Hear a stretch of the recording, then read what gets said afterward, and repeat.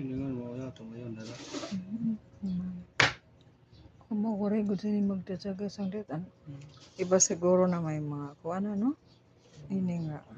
Hindi nagtatsagal kasi nga ano eh. Sige, wag mo na yan. Ito, muuyam naman ito kung di ka maaram sana. Mga ganyan-ganyan. Okay, naman. Story.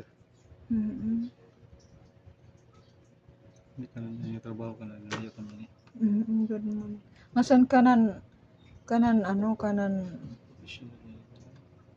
kanan iton ba nga kung good niya habit good niya an sound system kasi kung bisan kung maaram ka kung diri mo like na mag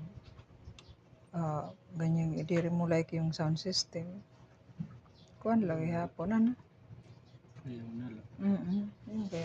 Siyempre interesado ka gud na maupay tunghan ganahan ka sa nimo ginihimo. Pahayang ka ba sa name? Di, mga ganyan. Kung di ka sin interesado, di mo niya mahimo. Bisan ka kung maaram, kay di ka interesado, di mo lagi hapon inihimuon. Ang tulad ng mga ganyan-ganyan.